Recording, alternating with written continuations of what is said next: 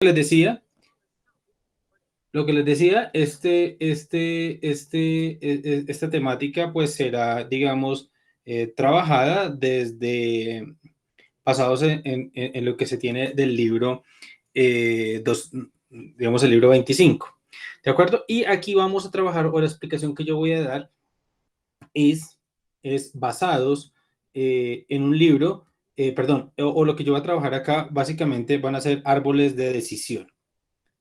Va a ser árboles de decisión, porque va a haber un grupo que yo espero que en 2 semanas expongan todo lo demás que tienen que ver con temáticas de árboles, ¿de acuerdo? O sea, en 2 semanas yo espero que los estudiantes me digan, profe, entonces tal día de esta semana vamos a exponer. Entonces yo, digamos, no es en clase, por favor, eso sí es bien importante, no es en clase. Hay que tratar de que sea en un espacio, preferiblemente el viernes a las 2 de la tarde, de ser posible, pero digamos que si no es en ese horario, pues podría ser otro horario que nos sirva al grupo, que nos sirvan a algunos compañeros, pero también que me sirva a mí, porque ahí viene la calificación, ¿de acuerdo? Entonces, en ese orden de ideas, la idea, la idea es que en árboles, esto se llaman árboles, realmente se le conocen como árboles de regresión, o sea, porque permiten hacer una especie de regresión, o sea que esto está enfocado dentro de lo que hemos llamado aprendizaje supervisado, ¿de acuerdo? Y la idea principal que hay detrás de esto, la idea fundamental, con la cual se basa eso, es que consiste en una estratificación o realmente se llama una segmentación del espacio de predictores dentro de múltiples regiones, donde cada una de las cuales contiene relativamente soluciones más homogéneas, tal que pues modelos más simples pueden ser usados en esas subregiones. Esos modelos, uno le llama modelos más simples, pero en realidad el modelo que nos va a servir como predicción de esas subregiones va a ser la media de esas observaciones. Podría ser otra función, pero digamos que lo que se tiene en cuenta es que van a ser la media de las observaciones. Y tiene sentido que sea la media porque, digamos, digamos que la esperanza condicional, esa podría ser una estimación de la esperanza condicional, que más adelante en unos ejercicios que voy a poner se van a dar cuenta que esa esperanza condicional pues es la mejor predicción vía la función de pérdida cuadrática. ¿De acuerdo? Entonces vamos a ver en lo que consiste los árboles de decisión. Entonces, básicamente, los árboles de decisión son conocidos como los árboles binarios, ¿de acuerdo? Y estos árboles binarios o árboles de decisión son, digamos, el insumo base para los demás modelos basados en árboles. O sea, todo lo que es Random Forest, XGBoosting, todos esos están basados en este árbol. Por eso la importancia de entender un poco este árbol, ¿de acuerdo? Y se le conoce binario, y se le conoce como binario porque cada rama del árbol es dividido dentro de dos subramas y cada rama de ellos se sigue dividiendo de dos en dos, ¿de acuerdo? En dos regiones, digamos en dos subregiones cada vez, ¿de acuerdo? Entonces vamos a ver un ejemplo ilustrativo. Vamos a ver un ejemplo ilustrativo que nos permite, que nos permite, digamos que nos permite a nosotros poder orientar, digamos, toda esta parte de una manera más idónea. O sea, me voy a basar en un ejemplo que trae el libro de Sei y Chen, para motivar esta parte. La idea es que vamos a considerar las tasas de crecimiento trimestral en porcentajes del Producto Interno Bruto. O sea, no vamos a trabajar el Producto Interno Bruto, o sea, el PIB no lo vamos a trabajar directamente, sino vamos a trabajar como la tasa de crecimiento trimestral en porcentaje. En porcentaje es qué tanto creció con respecto digamos, a lo que creció con respecto al periodo inmediatamente, o cuánto decreció con respecto al inmediatamente anterior. Entonces, esta es la que conoce como tasa de crecimiento del PIB. Realmente, si uno, digamos, quisiera únicamente trabajar con la tasa de crecimiento, no es más que coger, digamos, usted tiene el PIB, que es el Producto Interno Bruto, y de ahí simplemente el PIB en cada instante del tiempo t, después hace la diferencia ordinaria, PIB de t, y esto se conoce como el crecimiento. crecimiento, o sea, lo que hemos llamado la diferencia ordinaria es conocida como el crecimiento o los cambios relativos. Entonces, note que esta primera serie que aparece aquí es una serie que es estacionaria, ¿de acuerdo? En principio, en principio, en principio, digamos que, como les digo, estos modelos funcionan muy bien, funcionan relativamente bien, tienen un buen poder predictivo siempre y cuando la serie sea estacionaria, o por lo menos que no presente tendencia, ya lo había mencionado anteriormente. Y entonces uno se pregunta, bueno, ¿y entonces qué hago cuando una serie tiene tendencia? Pues digamos que no es viable utilizar estos modelos a menos que trabaje en diferencias, ¿de acuerdo? O la serie de diferencias, o la serie de crecimiento, o la serie de cambios relativos, que es esta que estamos viendo nosotros acá como este ejemplo, y después se devuelve una escala original a ver qué tanto, a ver qué tan bien capacidad predictiva tiene. Pero digamos que va a tener, incluso haciendo esa transformación, va a tener problemas, va a tener restricciones, ¿de acuerdo? Entonces, a ver, ahora, por qué en ocasiones es mejor, digamos, para un investigador, resulta mejor la tasa de crecimiento que directamente el PIB? Porque a veces usted lo que le interesa saber es qué tanto va a crecer el PIB de un periodo a otro, y no le interesa realmente el valor propio del PIB, sino qué tanto va a crecer en los siguientes periodos. Por eso a veces mejor se trabaja esta serie. Entonces, para términos investigativos, en ocasiones es mejor trabajar la serie en crecimientos. ¿Hasta ahí me siguen, chicos? Sí, sí, profe. Bueno, note aquí una cosa importante, que esta es la serie que nosotros vamos a trabajar, va a ser el PIB. Aquí lo vamos a realmente nosotros vamos a llamarla de una manera diferente. Digamos que por notación en el inglés que aparece ahí, siguiendo el script que aparece en el libro de Sei y Chen, se llama GDP, la función. Gross, digamos el Producto Interno Bruto en sus siglas en inglés, y sub T para indicar que es en el tiempo T, ¿de acuerdo? Entonces, en este caso, nuestro modelo que nosotros esperamos tener es que Y en el tiempo T sea una función G de los 3 periodos de tiempo anterior. O sea, ¿esto qué quiere decir? De los 3 trimestres anteriores. Esto tiene mucho sentido, porque básicamente lo que estamos diciendo acá, o sea, digamos que, note que por ahora nosotros no hemos dicho cómo escoger qué rezagos serían los viables, o sea, qué retardos, no rezagos, sino retardos, o sea, por ahora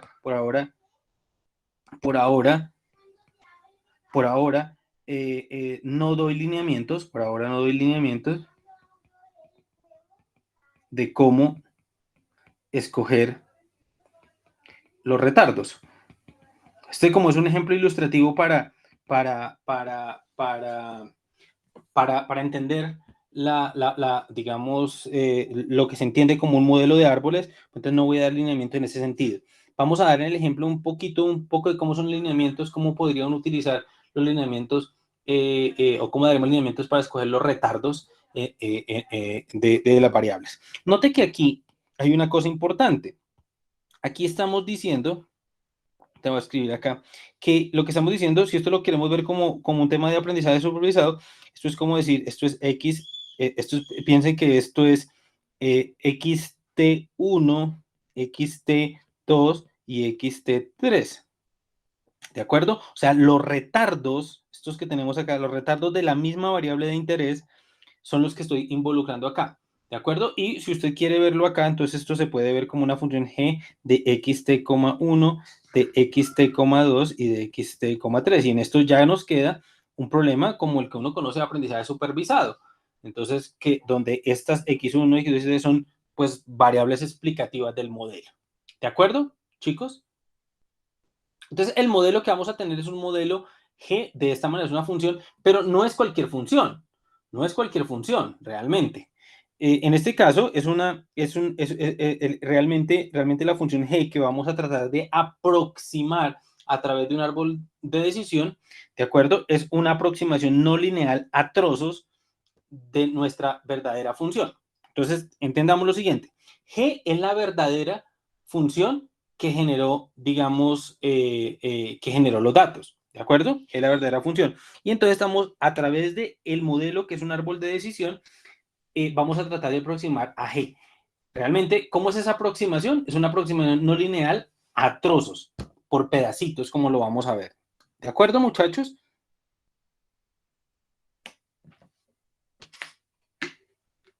¿Hasta ahí vamos bien?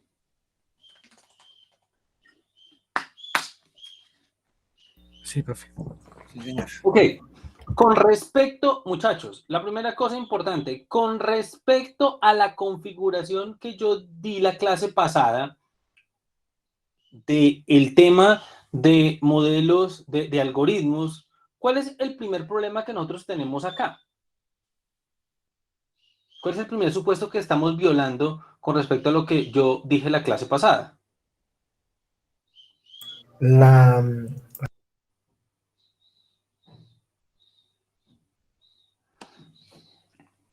Piensen que todo esto que tenemos acá es x sub t.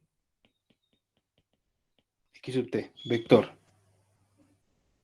Entonces, un supuesto que dijimos es que yt y xt, ese vector de covariables, eran, digamos, bueno, para t desde 1 hasta n, eran muestras que I y D de una distribución conjunta, ¿de acuerdo? De una distribución conjunta, permítame acá, de una distribución conjunta de XY. ¿Sí o no? ¿Cuál es el supuesto que se está violando aquí en principio?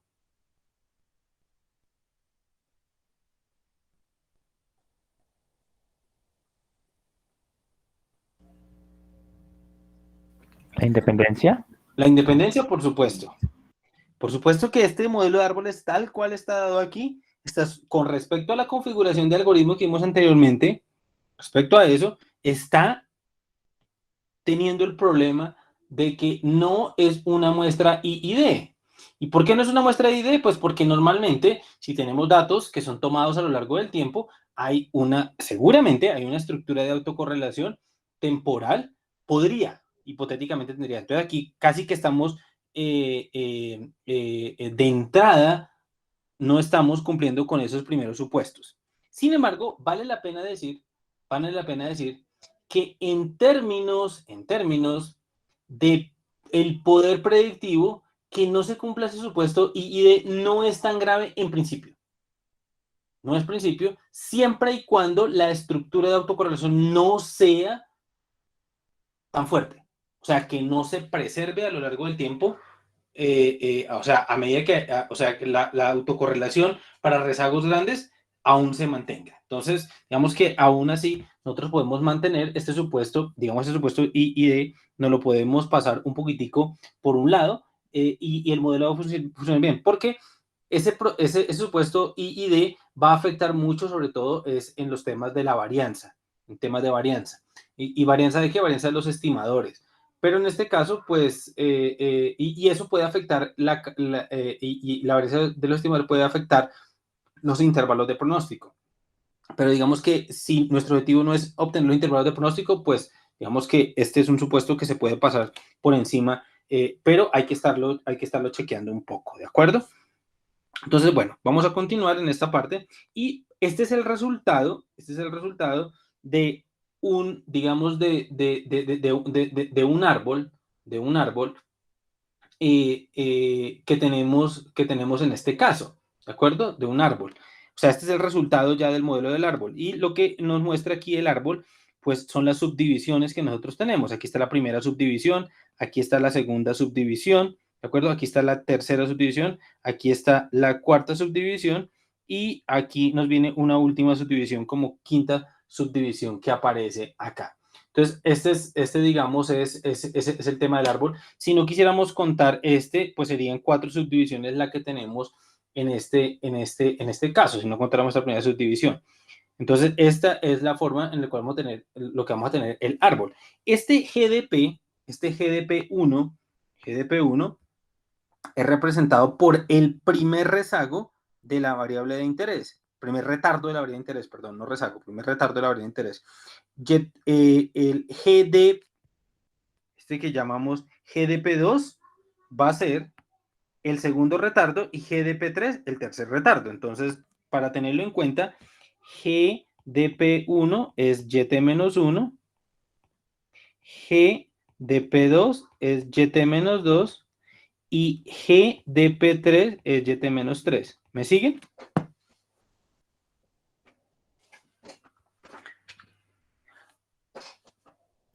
Pilas acá, porque el árbol, o sea, digamos que la idea, la noción de figura de árbol que nosotros tenemos en nuestra cabeza es algo, y permíteme que lo voy a dibujar así, y eso que mi hija ya, por supuesto, dibuja mucho mejor que yo dibujo muy mal. Entonces, la idea que uno tiene de árbol es esta que tenemos acá, ¿cierto?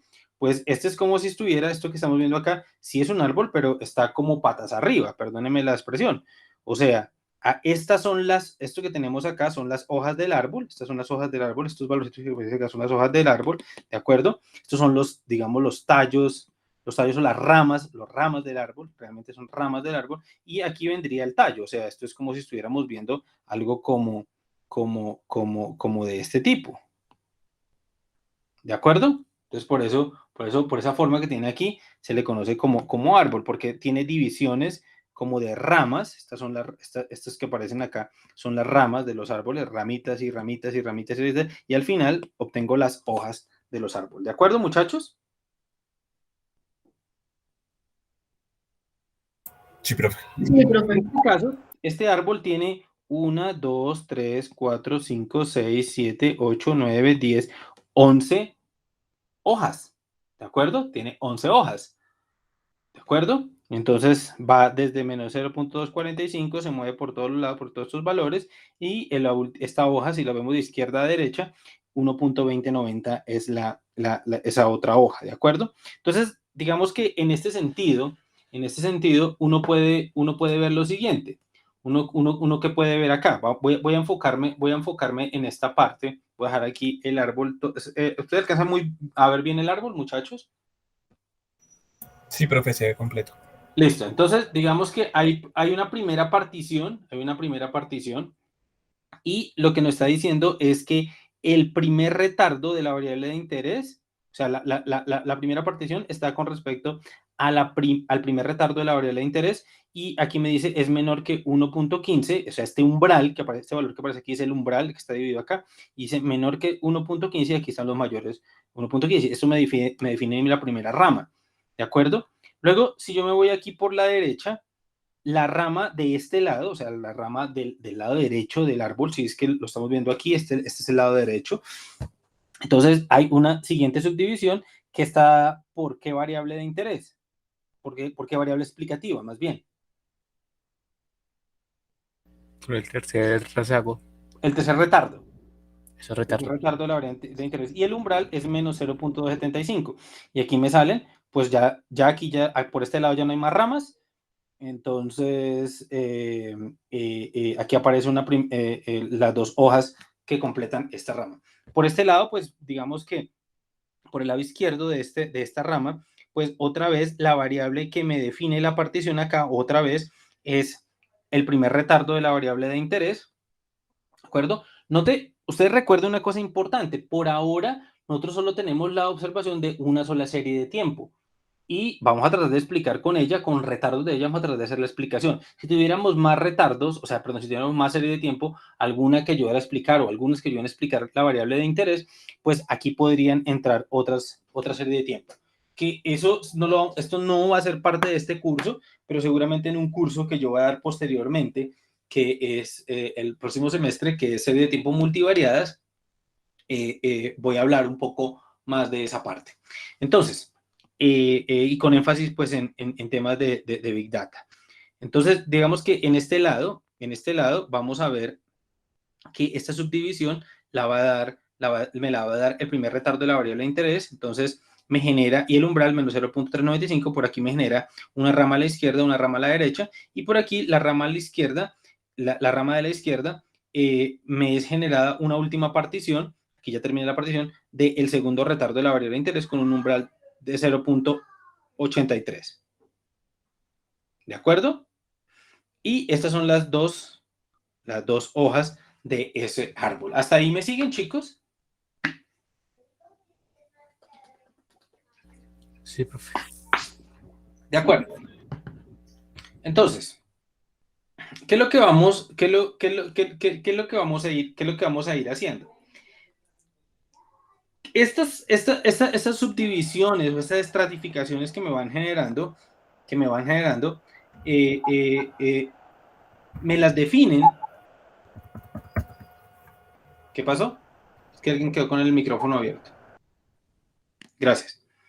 Entonces, digamos que estas subdivisiones que están apareciendo acá, estas subdivisiones que están apareciendo acá, hay ciertas observaciones que tienen,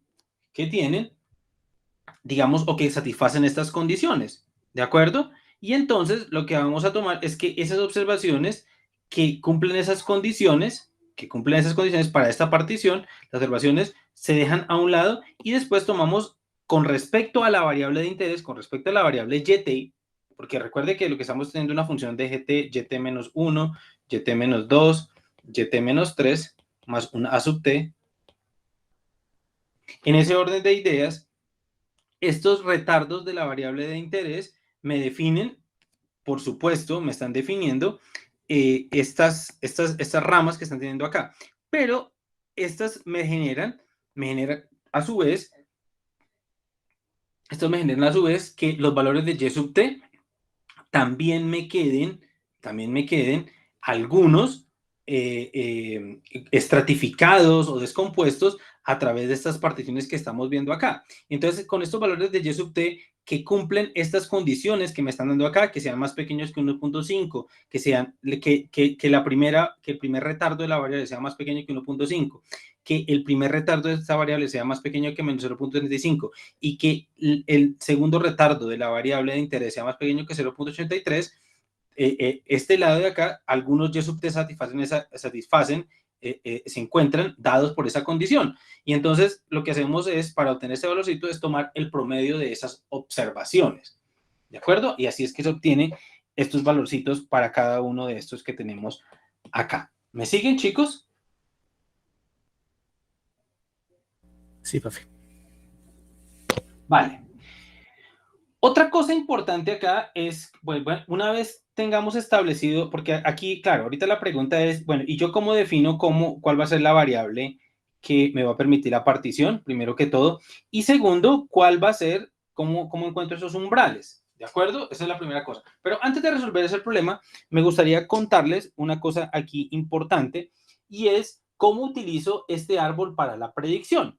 Entonces, suponga usted, y ahí está descrito en el ejemplo. Suponga usted que usted tiene y sub n menos 1, y sub n menos 2. O sea, usted tiene datos y sub 1, tiene y sub 2, y sub n menos 2, y sub n menos 1, y sub n. Y usted quiere hacer la predicción del siguiente valor. O sea, del siguiente paso adelante. Quiero hacer la predicción utilizando el modelo de árboles. ¿Cómo hacemos? O sea, quiero hacer la predicción para este caso que tenemos acá. Vamos a chequear cómo se obtiene esta predicción. Entonces, hagamos de cuenta que este valorcito que aparece acá, este n más 1, es nuestro t.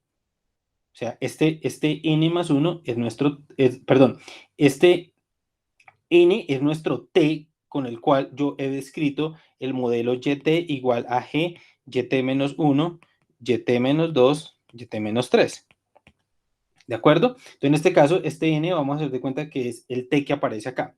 Y entonces vamos a suponer que los valores que tomó el árbol en el tiempo n, en el tiempo n menos 1, en el tiempo n menos 2 va a ser lo siguiente: 0.51, 1.05 y 1.12. ¿De acuerdo? Estos son los valores que corresponden a este. Este es este, y este de acá es este de acá. Y entonces, ¿qué vamos a hacer? Vamos a hacer la predicción con respecto a la predicción un paso adelante. ¿De acuerdo? Con respecto, por supuesto, a este árbol de acá. Entonces, atención acá. Atención, ¿qué es lo que vamos a hacer? Entonces, vamos a ver yn menos 1 y yn menos 2. Entonces, recordemos, voy a traerme esta partecita de acá. Permítame, la voy a traer acá y me la voy a copiar allá. y, perdón, me la voy a traer para acá.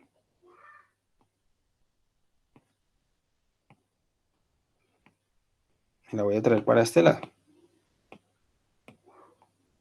Entonces, ¿qué es lo que quiere decir? ¿Qué es lo que quiere decir? Entonces, recuerde que lo que vamos a hacer es la predicción de YN más 1. Para la predicción de YN más 1, mi pregunta es, ¿cuál es el primer retardo de la variable YN más 1? Según la configuración que nosotros tenemos acá. ¿Cuál sería el primer retardo? ¿Cuál valor sería el primer retardo?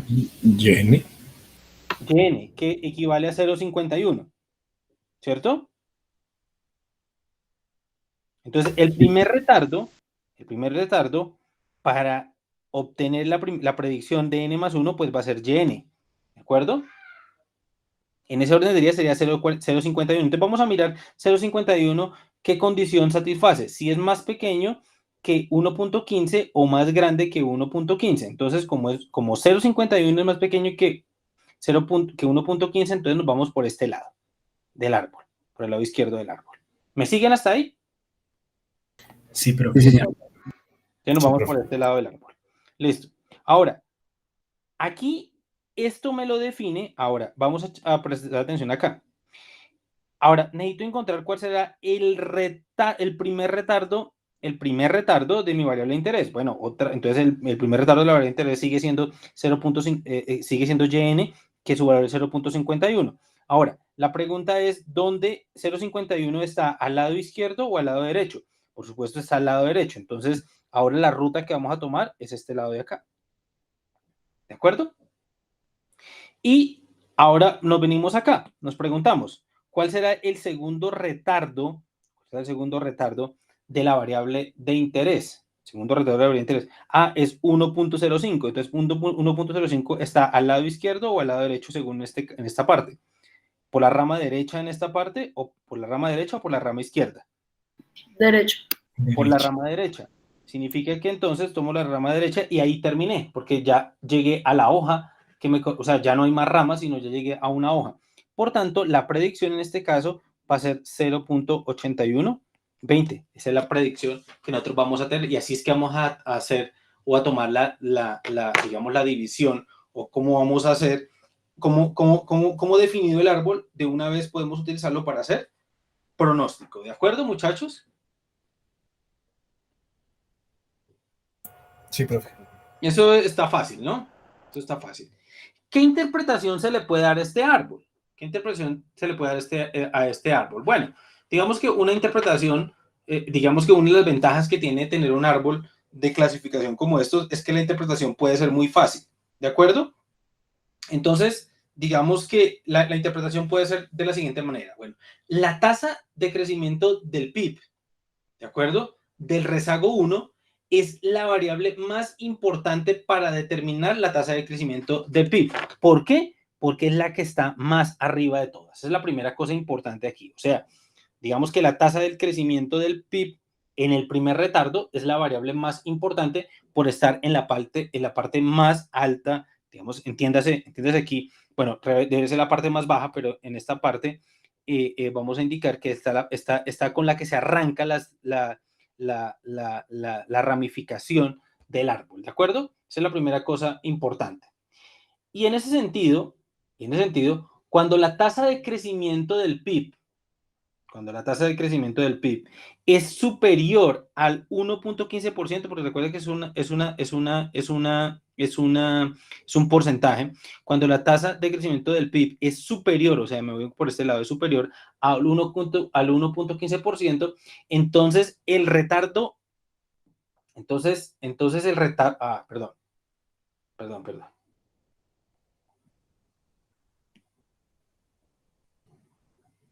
Entonces el retardo 3, perdón, vamos a decirlo de esta manera, perdón, discúlpenme.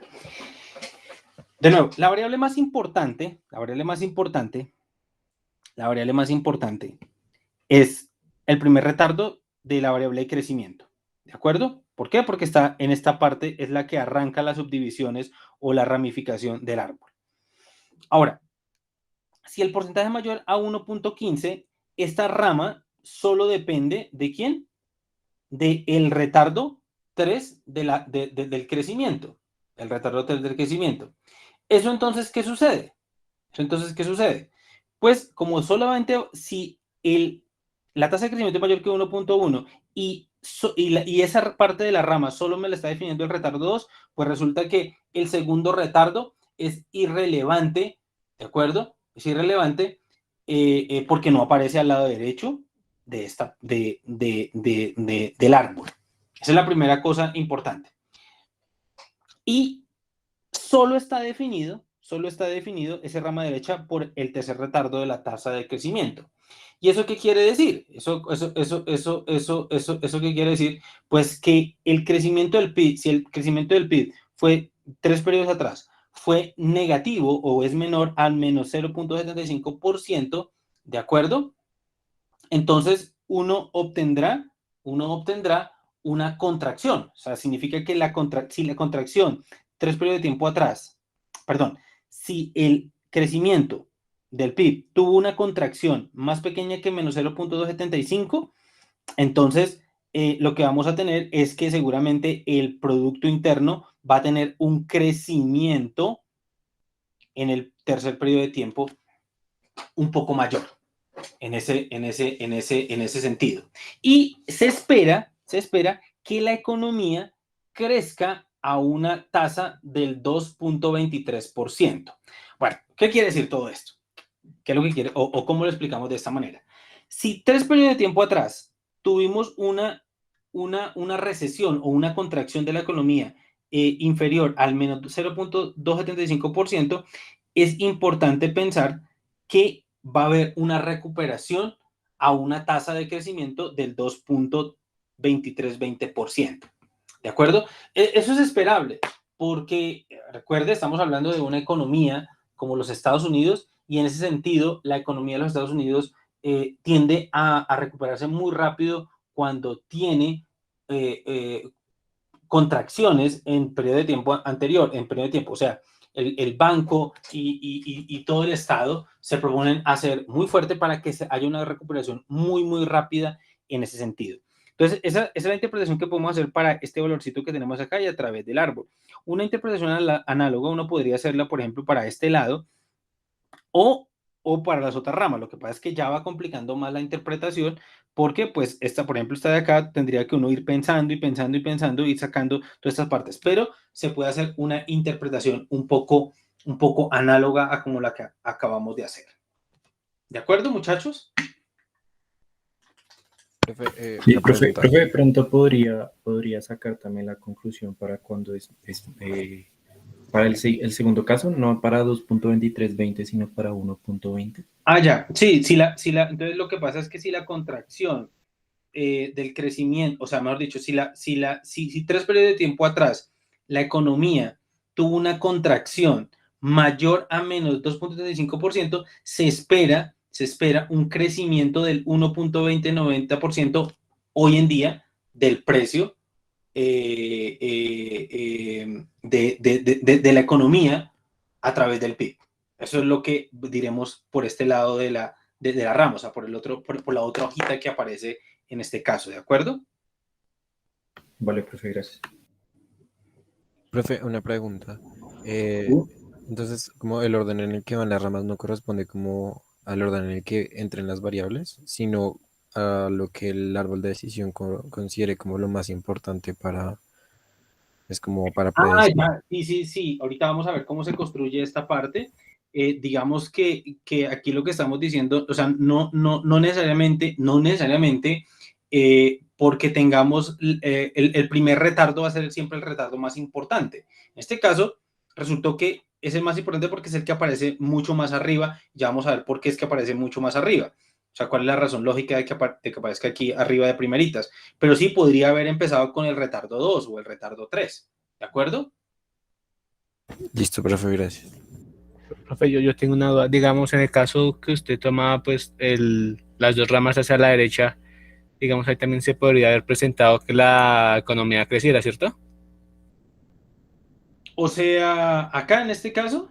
Sí. Claro, digamos que pues estos umbrales que nos aparecieron, pues digamos de una forma que ahorita les voy a explicar, pero claro, aquí puede haber sido si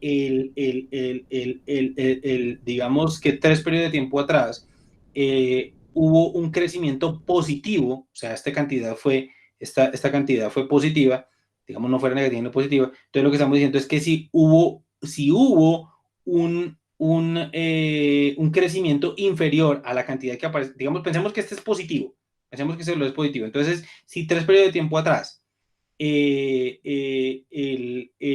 crecimiento fue inferior al 2,35%, entonces uno esperaría un crecimiento de la economía actual de 2,23%. Sí, claro, esto puede haber sido positivo, pero pues en este caso el umbral nos dio negativo y nos puede dar pues cualquier valor, pero pues cualquier valor dependiendo de la importancia que le vayamos dando o que se le vaya dando con respecto a lo que voy a explicar ahorita de cómo se hacen las subdivisiones, ¿de acuerdo? Listo, sí. Sí, profe, pero digamos, la pregunta era, digamos, uno queda como para hacer el pronóstico restringido como a estos valores de los umbrales.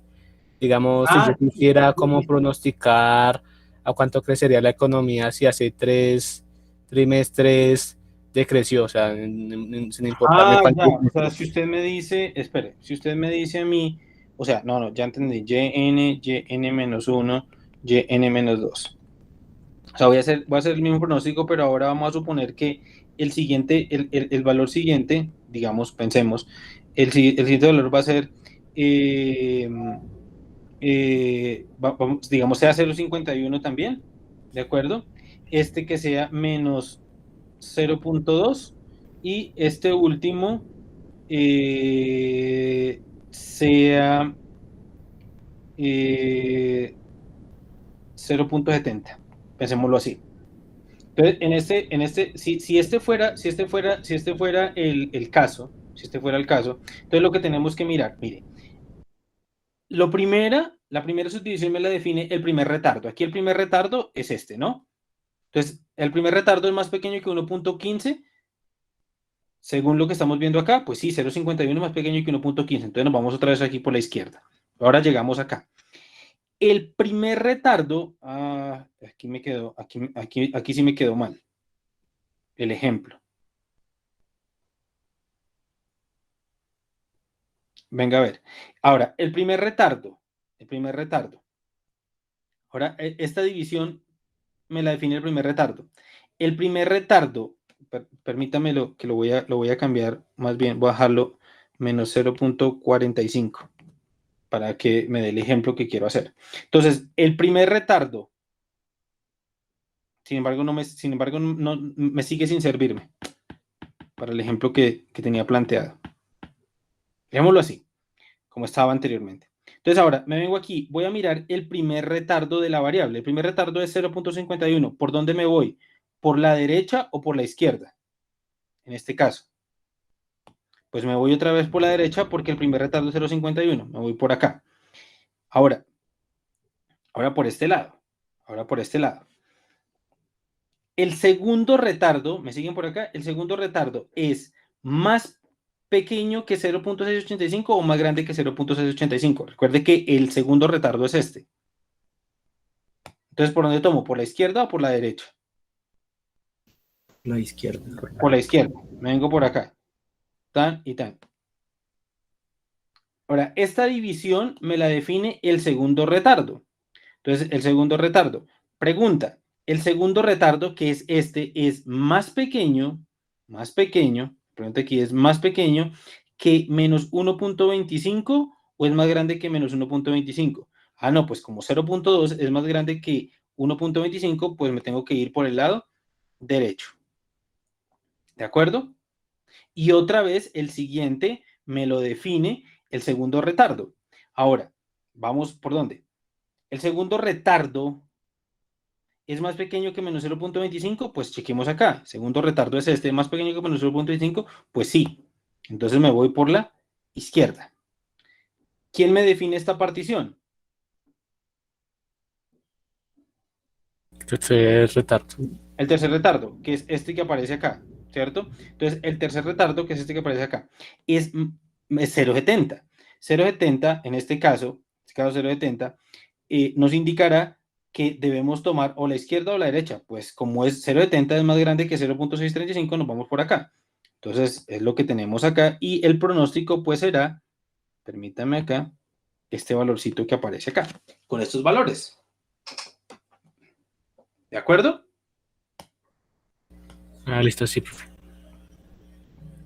Entonces, pues todo depende de los valores de los retardos. O sea, ya, como tomé que mi variable de respuesta en el tiempo t depende de solo 3 retardos, pues todo el árbol va a depender únicamente de esos 3 retardos. De ningún otro retardo antes puede depender, porque eso lo defino yo acá, eso yo lo defino acá, cuántos retardos van a quedar incluidos. ¿De acuerdo? Por ahora no estamos en eso, de cuántos retardos vamos a incluir. Pero sí es bien importante de que el árbol que se define, pues, quede de esa manera. ¿Listo, chicos? Sí, profe. Vale.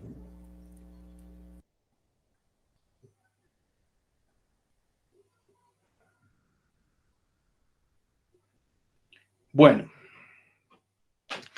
Ahora, la pregunta, claro, la pregunta ahora es, ¿y cómo encuentro,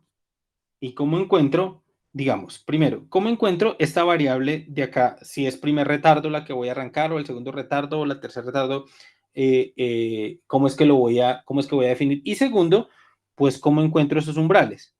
¿De acuerdo? Son dos preguntas que vamos a responder ahora. Entonces, la manera en que lo vamos a hacer es lo siguiente. Pensemos en lo siguiente. Entonces vamos a enfocarnos en esta primera parte de acá. Vamos a ver cómo se construye el árbol, pues basado en este ejemplo. ¿De acuerdo? La primera, si volvemos a enfocarnos acá, en este árbol, la primera división que se hizo, tuvo en cuenta qué retardo de los 3 que nosotros propusimos acá. El primero. El primer retardo.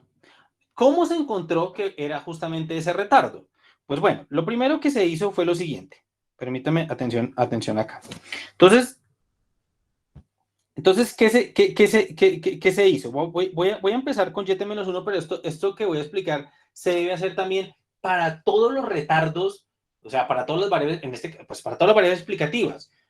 Pero en este caso, como son retardos de la misma variable de interés, vamos a llamarlos retardos. Son realmente variables explicativas que son retardos de la misma variable de interés, pero debe hacerse para todos los retardos. Entonces, ¿cómo se hace? ¿Cómo se hizo, por ejemplo, para YT-1? Y análogamente, ¿qué es lo que va a suceder? Entonces, la división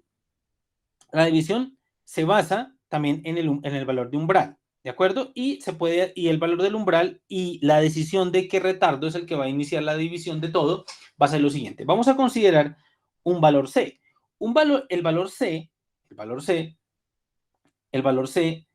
Básicamente el valor C, aquí vamos a tener YT-1. O sea, este es el rango, este es el espacio de estado de la variable YT-1. O sea, aquí está todos los posibles valores que puede tomar YT-1.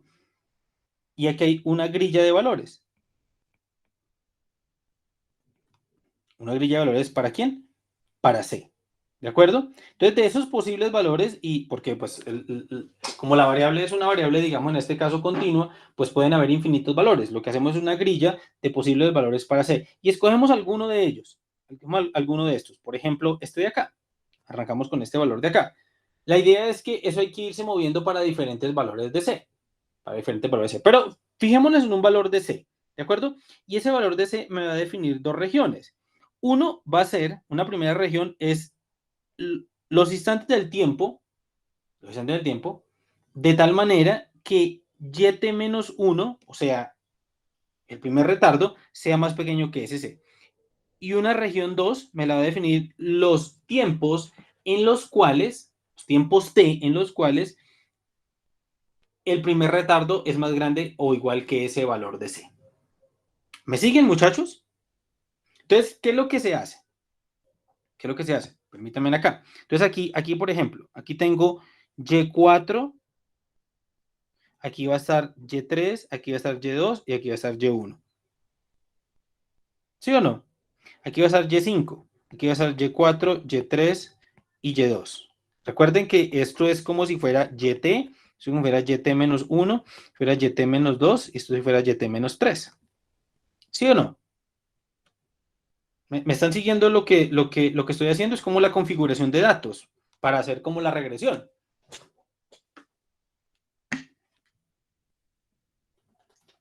Sí, profe. Luego aquí viene, voy a hacer un ejemplo más, Y6, Y5, Y4, Y3. Y así básicamente hasta llegar al último, YT menos 1, o bueno, o YN menos 1, YN menos 2, YN menos 3.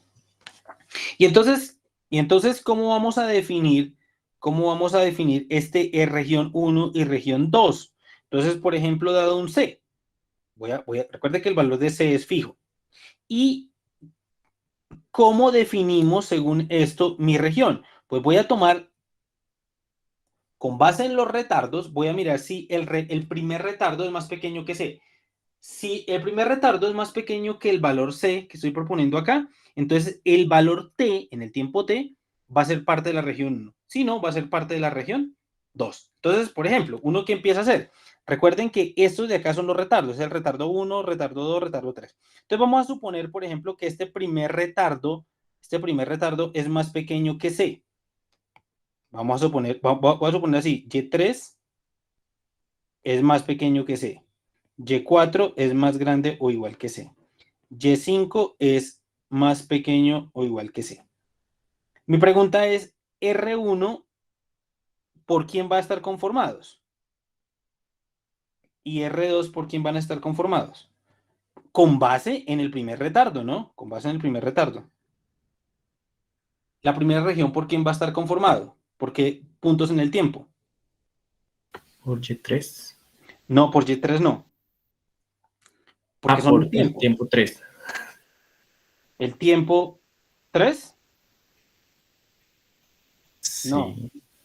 No, ¿No? porque si usted mira la definición, son los tiempos T, tales que el retardo sea más pequeño que C. Entonces, en este caso, el tiempo 4, que es este que aparece acá, que está relacionado con este primer retardo, va a ser parte de la región 1. ¿Quién más?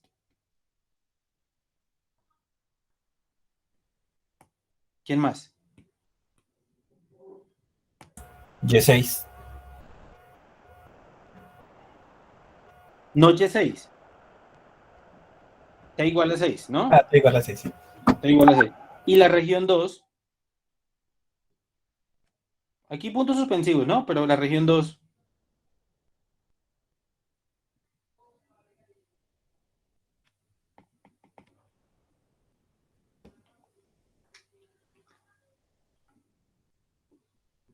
T igual a Igual a 5. T igual a 5, ¿cierto? T igual a 5. Bueno, y así sucesivamente, porque esto hay que hacerlo para todos los instantes del tiempo. Así es que definimos las regiones. Son los instantes del tiempo tales que satisfacen esta condición. ¿De acuerdo? Claro, entonces en estos puntos del tiempo, pues digamos, claro, estos puntos del tiempo tienen asociados ¿quiénes? Pues Y4, Y6 y así sucesivamente. Y estos puntos del tiempo de acá tienen asociados unos valores, Y5 y así sucesivamente. ¿Qué hacemos con esto? ¿Qué hacemos con esos valores? Pues, según lo que tenemos acá el procedimiento, tomamos las medias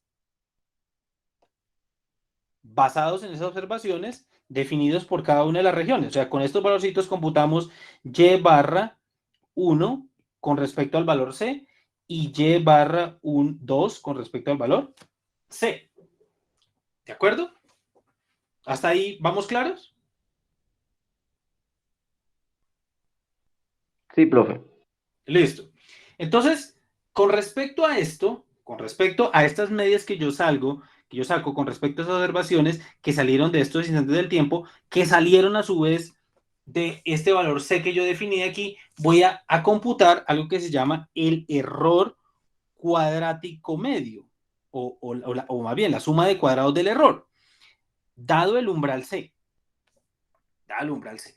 Entonces, ese error cuadrático, esa suma de cuadrados del error, esa suma de cuadrados del error, basado en el umbral C, se computa de esta manera. Con respecto al valor C, va a ser todos los puntos del tiempo, noten aquí, va a ser todos los puntos del tiempo que están en R1. Entonces, ¿qué cojo? Cojo YT y le resto su respectiva media de la región 1. Y cojo cada valor de ahora que pertenece a la región 2 y le voy a restar su media y le voy al cuadrado. Eso se llama la suma de cuadrados del error basado en el umbral C, ¿de acuerdo? Note que este umbral C, esta suma de cuadrados del error depende de quién. Pues por supuesto depende de dos cosas. Depende de YT-1 en este caso, para el ejemplo. Esta suma de cuadrados del error va a depender de dos cosas. De YT-1 y de quién más.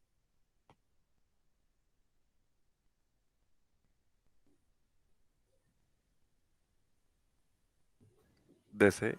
Sí, sí. De C, por supuesto. O sea, depende del retardo, la variable explicativa que yo utilicé y depende del umbral C. ¿De acuerdo? Entonces, ¿qué es lo que va a pasar? Pues que en este caso, este procedimiento se hace no solo para YT-1, sino se hace para ¿quién? Para YT-2 y para YT-3. ¿Por qué? Porque son los otros dos retardos que yo definí aquí, de tal manera que me van a poder explicar la función G. Entonces, habrá por supuesto, entonces, una suma de cuadrados con respecto ¿a quién? Con respecto a la variable YT-2, o sea, al retardo 2, y habrá una suma de cuadrados, por supuesto, suma de cuadrados de E3, que es correspondiente, o que corresponde a la variable YT-3, o al retardo tercero. Claro, y esto también depende de un valor C, y esto también depende de un valor C. ¿Me siguen?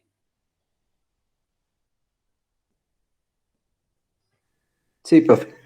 Entonces, ¿qué es lo que va a pasar aquí? Pues yo para escoger C y para escoger la variable que corresponde, para escoger C y la variable que corresponde con la cual voy a arrancar todo este caso, yo debo hacer, lo que debo hacer es hacer una búsqueda sobre todos los valores de C, y entonces voy a encontrar diferentes sumas para cada valor de C, y voy a encontrar una suma de cuadrados diferentes. Y para cada retardo también voy a encontrar una suma de cuadrados diferentes. ¿Cuál es la idea? Pues la idea es encontrar la suma de cuadrados del error que minimice, que se haga mínima para el valor de C y para el retardo o la variable explicativa correspondiente. Entonces, por ejemplo, este árbol que nosotros estamos viendo acá, que es el árbol del ejemplo, pues resultó que el valor C que hizo mínimo esa suma de cuadrados, pues fue 1.15. Pero adicionalmente, la variable explicativa, que en este caso es un retardo de la variable de interés, que hizo mínimo esa suma de cuadrados es YT-1. Por lo tanto, estos dos me definen claramente cuáles son tanto el umbral como la variable de interés. Claro, esto hay que seguir, esto solamente para hacer la primera subdivisión. ¿Qué es lo que va a pasar? Pues yo no voy aquí a entrar mucho en detalle, pero lo que hay que seguir haciendo es haciendo regiones. O sea, empezar a hacer crecer el árbol. Entonces, para esta región que aparece aquí, que aparece acá, y para esta región que aparece acá, que las vamos a definir, porque aquí ya tenemos definido que una me la define esta parte de acá y la otra me la define esta, digamos, que sean los mayores al 1.15, los mayores a 1.15 y los menores a 1.15. O sea, yo ya definí esta primera región, izquierda o derecha, por cuál de las dos me voy. Y entonces, si me voy por la derecha, pues tengo que volver a hacer el mismo procedimiento condicional a que YT-1 es más grande que 1.15. Y vuelvo y repito, condicional a eso, repito el procedimiento. Entonces voy a chequear Si la segunda variable, si la variable explicativa que debe venir involucrada es YT-1 o YT-2 o YT-3, hay que ser el mismo, lo mismo que acabo de explicar ahorita para esta primera división que aparece acá, se hace para la segunda división, pero claro, condicional, eso sí, condicional a que YT-1 sea o más grande que 1.15 o más pequeño que 1.15. Por eso queda definido esta parte que aparece acá. Queda definido esta parte que aparece acá. Condicional en que es más grande o igual que 1.15 o que es más pequeño. Aquí hay algo que quedó. Aquí hay algo que quedó mal. Ah, no, mentiras, porque es que me fui por el lado, me fui por el lado derecho. Me fui por el lado derecho. O sea, estoy en este lado. Pensemos en que nos fuimos, perdón, mis disculpas. Pensemos que nos fuimos por este lado y de este lado voy a definir cuál es el mejor retardo. Si es YT-1 otra vez, o YT-2 o YT-3 y además el umbral. Entonces, para este caso, lo que sucedió fue que me aparecieron 3 regiones, pues 2 regiones otra vez. Definidas así, mayor que 1.5, porque me fui por el lado derecho del árbol, y ahora la variable que resultó la mejor por ese lado y el umbral que mejor dio fueron respectivamente el retardo 3 y el umbral fue menos 0.275. ¿De acuerdo?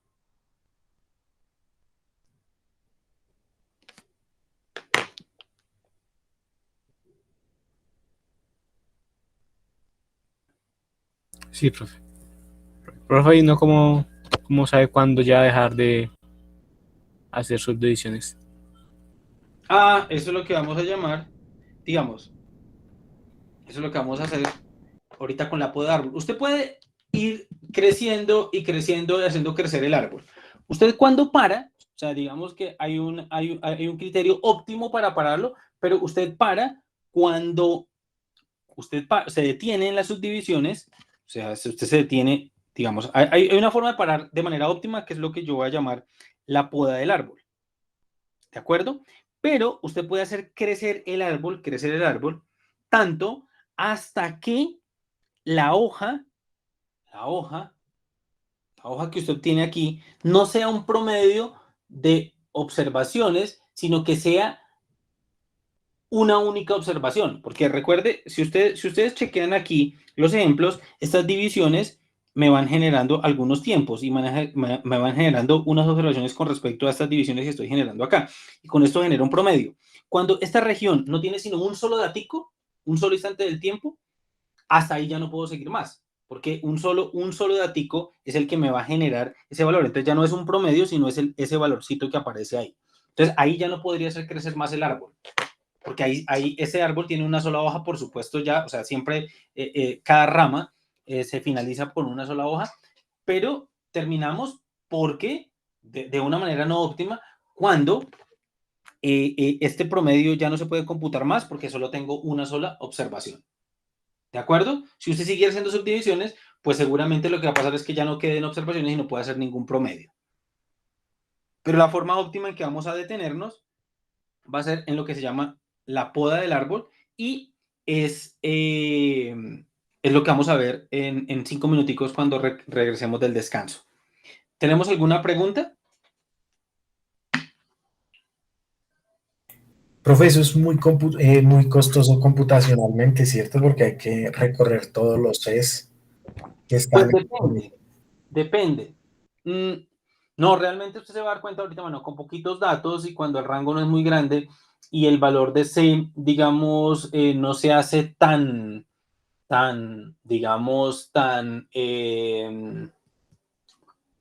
¿cómo se dice?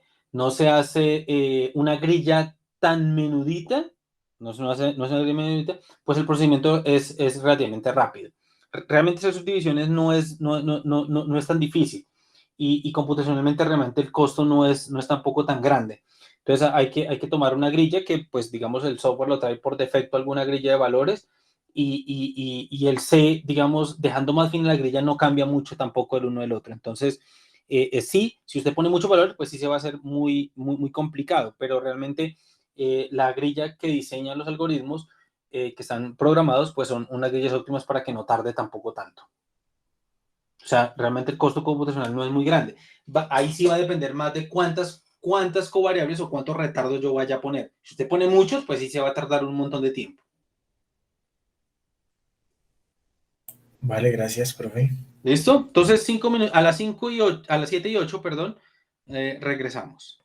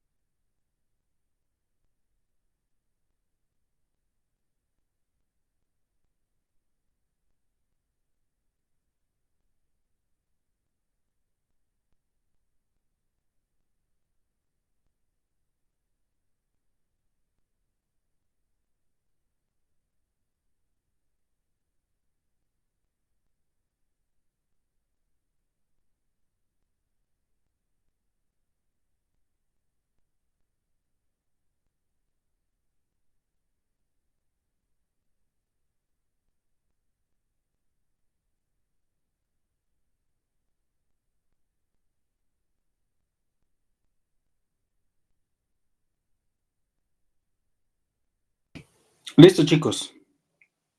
Vamos a continuar. ¿Pueden ver aquí mi pantalla? Sí, señor. Sí, señor. Listo. Entonces, digamos que, ¿cuál es la idea de la poda? Digamos, de la poda, realmente yo no voy a entrar aquí mucho en detalle de lo que quiere decir aquí la poda del árbol, pero básicamente, por ejemplo, en un árbol como el que tenemos acá, es un árbol que ya está aquí optimizado, ¿de acuerdo? Está optimizado sus divisiones y todo esto que tiene que ver acá con esto. Entonces, en ese orden de ideas, la idea es que, digamos, el árbol que tenemos acá, es un árbol que realmente digamos, lo grande que es el árbol va a depender del número de hojas.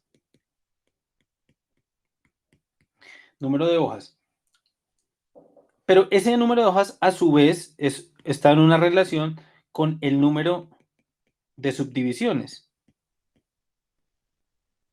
que uno puede hacer.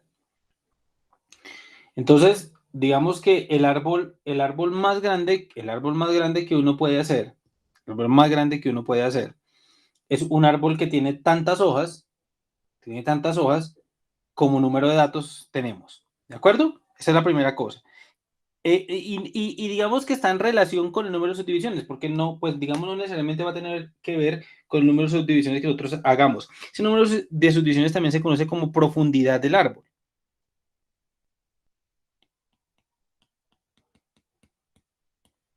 La profundidad del árbol, ¿sí? Así también se le conoce.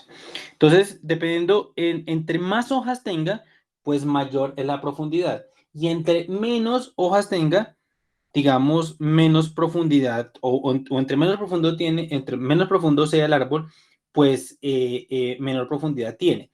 ¿Eso qué tiene que ver? Y esa es la idea. O sea, nosotros vamos a controlar el crecimiento del árbol a través del número de hojas que se tenga o a través de la profundidad del árbol. Aquí en esta parte, para R en este caso,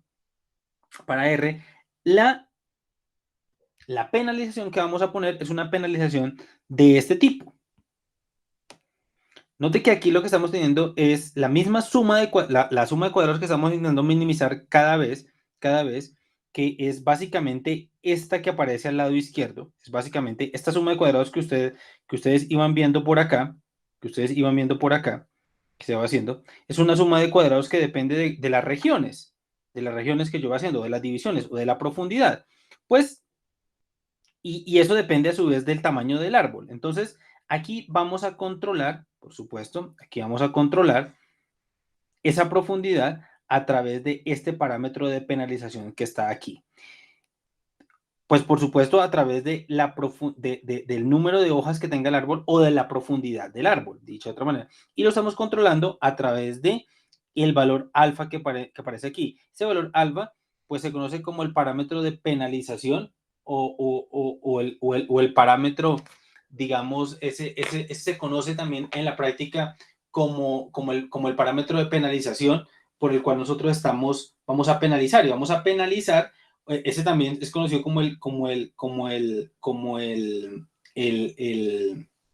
permítame, el multiplicador de Lagrange desde un punto de vista matemático. Este lado izquierdo acá, desde el enfoque que nosotros vimos de algoritmo, este lado izquierdo es la función de pérdida. Y aquí lo que estamos diciendo es que la pérdida, para este caso que nosotros tenemos aquí, para un caso de regresión, es la pérdida cuadrática. Entonces, en ese orden de ideas, la idea que tenemos acá es que esa pérdida cuadrática pues se haga lo más pequeño posible, pero una cosa importante acá es que la vamos a penalizar por el crecimiento del árbol. Por supuesto, ese crecimiento del árbol únicamente, digamos, hace que esta suma de cuadrados se vuelva chiquita también. Quizás no es la más pequeña que todas, la penalice por el árbol, pero que esa penalización se vea reflejado en que los errores de pronóstico sobre la muestra de prueba, bueno, realmente debería ser sobre la muestra de validación. Porque entonces en este caso, permíteme acá, muestra de validación, porque en este caso la profundidad es un hiperparámetro. Como la profundidad es un hiperparámetro, pues debe conocerse con plena anterioridad. Entonces como es un hiperparámetro, uno requiere de una muestra de validación que le permita a uno encontrar la mejor profundidad posible. ¿De acuerdo? ¿Ustedes me siguen y están entendiendo lo que yo les estoy queriendo decir con respecto a lo que vimos de los algoritmos de la vez pasada? ¿Están haciendo la relación con respecto a esto? Sí, profe. Ok, entonces con base, como la profundidad o el número de hojas es un hiperparámetro, hay que encontrar de tal manera que esta suma de cuadrados que aparece acá, esta suma de cuadrados, por supuesto, una suma de cuadrados penalizada, se vuelva lo más chiquito posible, ¿de acuerdo?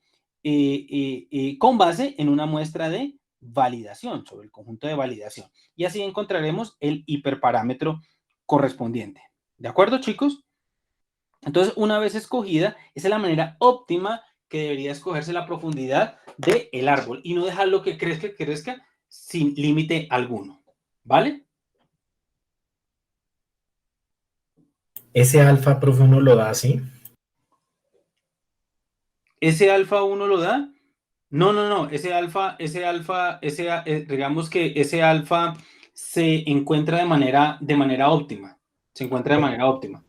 Entonces, este es otro parámetro, digamos, a optimizarse dentro del proceso de optimización.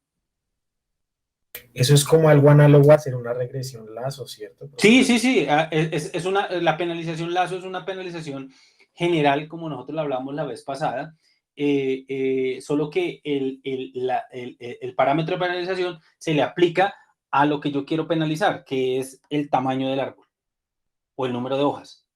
Pero en esencia es la misma idea. O sea, la idea general es una penalización como la que se hace en Lazo, como la que se hace en ElasticNet, como la que se hace en muchos casos, ¿de acuerdo?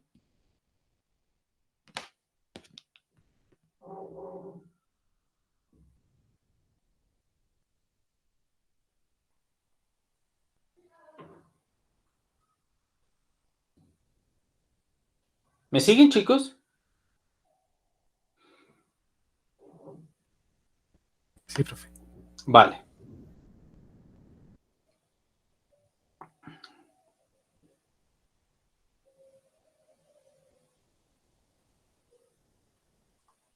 Entonces, en ese orden de ideas, esa es la penalización que esa es la idea que nosotros vamos a tener acá, ¿de acuerdo? Una cosa importante acá es que en ocasiones hay que chequear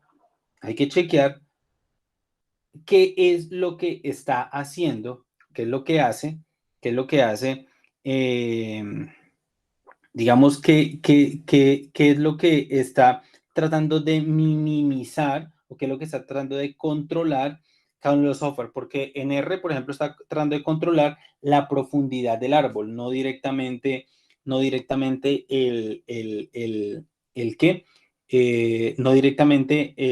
número de hojas del árbol, mientras que R trata de controlar también la profundidad, pero es una función del número de árboles que es diferente a la que maneja R. Por eso en ocasiones, a veces los resultados que saca R o que saca Python pueden ser ligeramente diferentes, ¿de acuerdo? Entonces hay que chequear muy bien qué es lo que está minimizando. Otra cosa importante aquí es que aquí aparece, recuerde que esto de encontrar la profundidad del árbol o el número de hojas se hace a través de la muestra de validación. Y yo les he hablado a ustedes que aparece en la muestra de validación, se debe utilizar la técnica, por ejemplo, haciendo validación cruzada, o lo que es vía validación cruzada, hay diferentes técnicas de validación cruzada. Por ejemplo, ¿qué técnicas de validación cruzada existen? Que ustedes conozcan.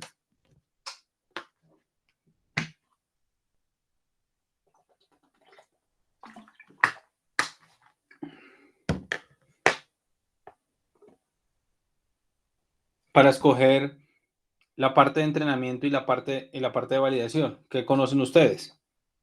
O sea, ¿ustedes no leyeron esta parte que yo les pedí que leyeran?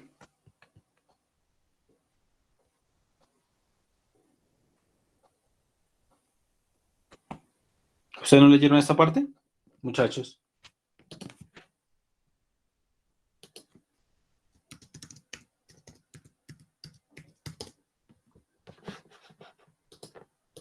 Ese silencio significa que no lo leyeron, ¿cierto?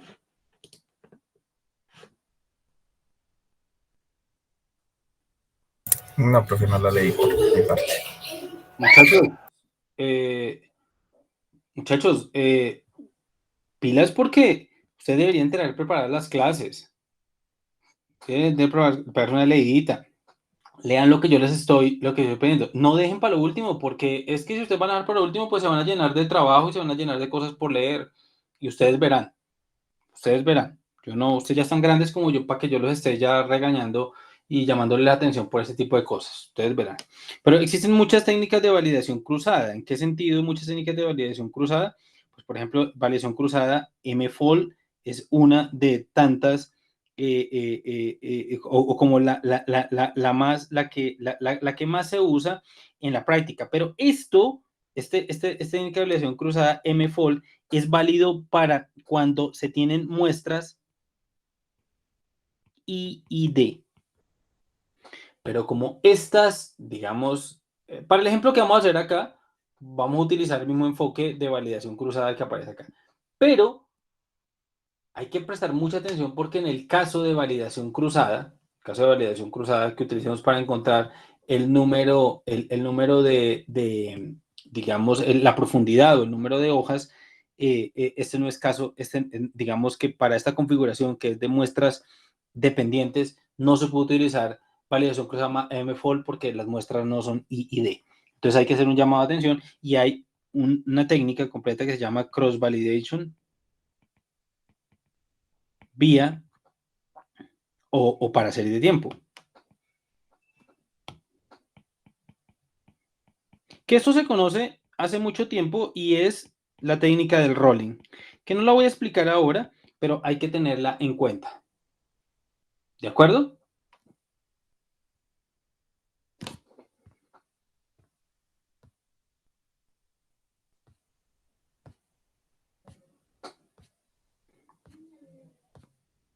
Entonces, vamos a la práctica.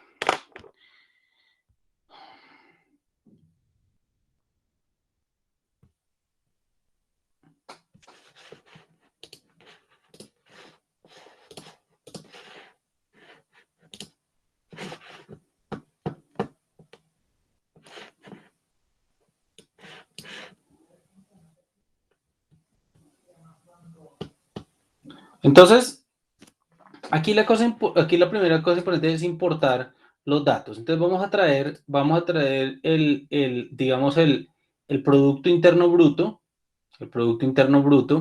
que es el que traemos aquí, y vamos a transformarlo para que sean los datos que aparecen en el ejemplo. ¿Todos están viendo aquí mi pantalla, chicos? Sí, Sí, profe. profe. Ok, entonces aquí traemos los datos y aquí lo que vamos a hacer es transformar los datos. Miren que aquí aplicamos diferencia y logaritmo de este conjuntico de datos que yo traje aquí, de la tabla que yo leí. O sea, esta es mi serie que yo tengo a la mano o que traje a la mano. ¿De acuerdo? Luego aquí lo que estamos definiendo, como estos son trimestrales, presten mucha atención, recuerden que es una serie trimestral porque el PIB generalmente se computa trimestralmente. Aquí vamos a tratar de computar, en este caso, los trimestres en el cual fueron tomados de esta parte. La línea 22 me genera los trimestres. Aquí lo que hacemos es quitar una observación, o sea, que lo que hacemos es quitar una observación, la que aparece acá, porque, digamos, al hacer la diferenciación, me genera un NA. Entonces vamos a quitar un dato que aparece aquí, ¿de acuerdo? Y aquí vamos a generar, pues, nuestra gráfica de nuestra serie de tiempo. Mire que no lo estoy poniendo en un contexto de serie de tiempo, o sea, no estoy poniendo en un objeto de serie de tiempo como lo queremos, porque para este caso para este caso del modelo de árboles para validación, o sea, perdón, del modelo de árboles para regresión, pues no requiero que mi objeto que yo voy a entrar sea un objeto de serie de tiempo, no. Puede ser un objeto usual como el que conocemos acá, un data frame o bueno, cualquier otro objeto, ¿de acuerdo? Entonces aquí está la gráfica de la serie de tiempo, es la gráfica que ustedes observaron con el cual yo arranqué la clase, que es la tasa de crecimiento del PIB de Estados Unidos. Y aquí está la longitud, son 273 observaciones. Pues por ahora, nada de raro, ¿de acuerdo? Entonces, ¿aquí qué va a pasar? Aquí lo que va a pasar es que nosotros queremos la configuración que nosotros tenemos, que tenemos acá. Recuerden ustedes que para poder hacer esto, estas son como las variables, las covariables que vamos a explicar. Las covariables, la primera covariable es el retardo de la variable de interés en el tiempo t-1. La segunda covariable es el segundo retardo de mi variable en el tiempo el segundo retardo de mi variable de interés, y la tercera covariable es el tercer retardo de mi variable de interés. Entonces, eso requerimos escribirlo requerimos escribirlo en un contexto como si fuera de regresión. O sea, en un contexto de regresión, permítanme, voy y vuelvo acá para indicarles que necesitamos pasarlo a este contexto que aparece acá. ¿Me siguen, chicos? Todos ven que cambia el tablero, ¿cierto? Sí, profe. Sí, profe. Entonces, como necesito como estoy teniendo en cuenta que son tres retardos, son tres retardos, en ese caso, esos tres retardos que aparecen acá son los que vamos a... Aquí voy a explicar solamente cómo voy a echar a correr esta parte, ¿de acuerdo? La siguiente, digamos que mi objetivo es que ustedes el ejemplo que está planteado ahí lo corran y traten de correrlo por sí solos, tanto el de R como el de Python, para que ustedes se familiaricen con eso. Y la siguiente clase entraremos a explicar un poco eso y arrancaremos con el tema de redes neuronales. Pero por ahora, como tenemos tres retardos acá, pues entonces lo que tenemos que hacer es esta configuración. Claro, aquí entonces ¿por qué arrancamos en 4? Arrancamos en 4 porque debido a las condiciones iniciales que necesitamos de acá, necesitamos retardos 1, 2 y 3. Y yo no tengo la observación 0 en este caso, entonces por eso arrancamos en 4. ¿De acuerdo? Y entonces haga de cuenta que este hace parte como de la matriz de diseño y todo lo que tenemos nosotros en este caso. ¿Listo, chicos? Entonces, esta es la configuración que nosotros vamos a tener en cuenta ahorita de cómo la vamos a escribir.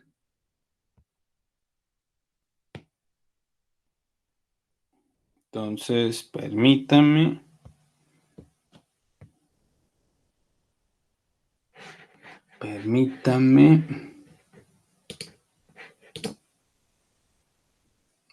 Entonces, estoy otra vez aquí en el R. ¿Listo? Volví aquí al R. Entonces, ¿qué es lo que estamos haciendo acá? Aquí vamos a haga de cuenta que vamos a hacer la matriz vamos a hacer como la matriz de diseño. Sin embargo, antes de hacer esta parte, note que vamos a multiplicar por 100, vamos a redondear y multiplicar por 100 porque esto haga de cuenta que es como un porcentaje. Por eso decía la tasa de crecimiento del PIB en porcentaje. Por eso lo multiplicamos por 100 y redondeamos a 2 cifras decimales. Esto pues es un preprocesamiento que hay que hacerle a los datos simplemente para tenerlos exactamente igual como está el desarrollo del libro. Bueno, aquí vamos a crear nuestra matriz de diseños. Aquí va a estar el primer retardo, el segundo retardo, el tercer, perdón, aquí está YT, aquí está YT-1, el segundo retardo, el primer retardo, el segundo retardo y el tercer retardo. ¿De acuerdo, muchachos? Esta es la configuración que nosotros tenemos. Aquí le vamos a dar nombres a las variables y vamos a hacer el primer árbol que aparece acá. Entonces, digamos que yo ya corrí esta parte. Solamente voy a mirar cómo queda X en este caso, para mostrarles cómo es que queda X. Entonces, aquí queda X de la siguiente manera. Si ustedes observan, aquí aparece, esto aquí está como raro. Permítame un segundito. No, es que no está de la manera, espera aquí, para mostrarles.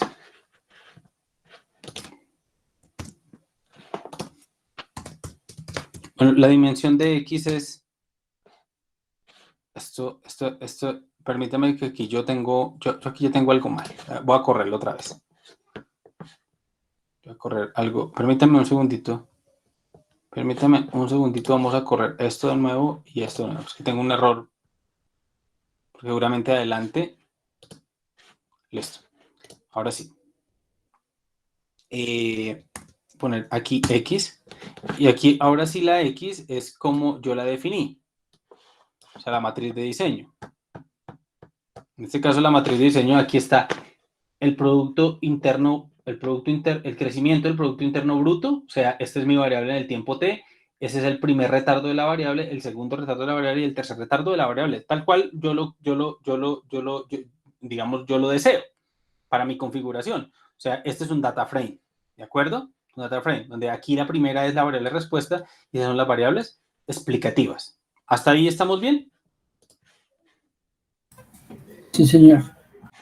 Luego, aquí con la función tree del paquete tree, lo que vamos a hacer es, basados en el data frame que yo acabo de traer, voy a decirle, mire, mi variable de respuesta es pues el producto interno en el tiempo t y eso depende de quién, pues de las otras. Por eso lo pongo de esta manera. Y aquí aparece summary de t-1 y que me haga, digamos, digamos en este caso, que me haga el grafiquito en el cual tenemos nosotros acá. Entonces aquí está el summary. Aquí está el summary. Aquí el summary aparece por defecto esto que tenemos acá, ¿de acuerdo? Y aquí nos muestra el mismo árbol que aparece anteriormente. Note una cosa importante acá. Acá, note que aquí no tenemos definido aquí en la función, digamos que vamos a pedirle tree.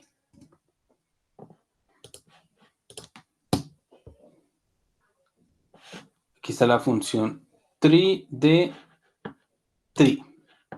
Aquí. Acá. Dice, un árbol es crecido vía partición binaria recursiva usando variable de respuesta en la fórmula especificada y eligiendo digamos, las particiones de los términos que están al lado derecho. ¿De acuerdo? Entonces, en este caso, la forma en la cual él hace la partición, pues digamos, está predefinida como aparece aquí en la fórmula que, o sea, digamos, él tiene una configuración predefinida anteriormente, pero para hacerlo de una manera idónea, pues digamos que hay que hacerlo mediante un ejemplo un poco más largo, que es el que yo quiero que ustedes lleven a cabo. Voy a adelantar porque voy a explicar otro pedacito acá para hacerlo. ¿De acuerdo? Digamos que este era el ejemplo única y exclusivamente del ejemplo que trae el libro, pero aquí hay un ejemplo un poco más completo que está hasta la poda del árbol. ¿De acuerdo? Aquí lo que digamos que la variable que se va a medir es la medición área de material particulado fina con un diámetro menor a 2.5 milímetros. O sea, esto es lo que se conoce como el PM2.5. ¿De acuerdo? Medido en Shanghái, China, desde el 1 de enero de 2013 hasta el 31 de mayo del 2017. Entonces, los datos originales están dados acá. ¿De acuerdo? ¿Qué vamos a hacer acá? Bueno, aquí hay un preprocesamiento que hay que hacerse. Aquí se explica más o menos qué es lo que se va a hacer, qué es lo que se va a hacer desde el procesamiento. Y al final nos quedamos con 1246 observaciones, ¿de acuerdo? Entonces, en este caso, lo primero que vamos a hacer, a preguntarnos es, pues, ¿cuáles retardos de la variable vamos a incluir en el modelo? ¿De acuerdo? Vamos a incluir en el modelo. Una forma una forma de detectar cuántos retardos vamos a incluir en el modelo es usando la función de autocorrelación. Pero la otra forma de hacerlo es utilizando la función de autocorrelación parcial. ¿De acuerdo? Esa función de autocorrelación parcial, como no sabemos cómo interpretarla por ahora la voy a dejar así. Pero aquí una cosa importante, que aquí se puede utilizar autocorrelación simple o autocorrelación, o se usa, voy a poner aquí, la autocorrelación parcial. ¿Para qué utilizamos la autocorrelación parcial? Pues para encontrar qué retardos voy a incluir en mi modelo. Recuerde que el ejemplo que teníamos anteriormente decía que vamos a incluir 3 retardos, pero ¿de dónde saco yo que necesito 3 retardos? ¿Solo 3 retardos? ¿O solo 4? ¿O solo 5? ¿Y cuáles específicamente? Pues esto con una exploración de la función de autocorrelación parcial, de la función de autocorrelación simple se puede hacer, pero también se puede utilizar la función de autocorrelación parcial, solo que pues por ahora no sabemos cómo usarla.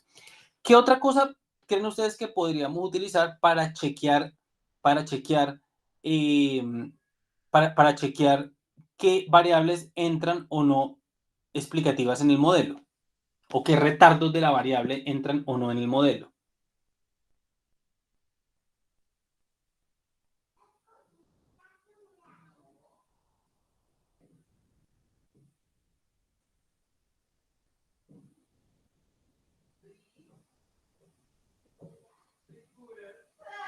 Chicos, me dejaron solo.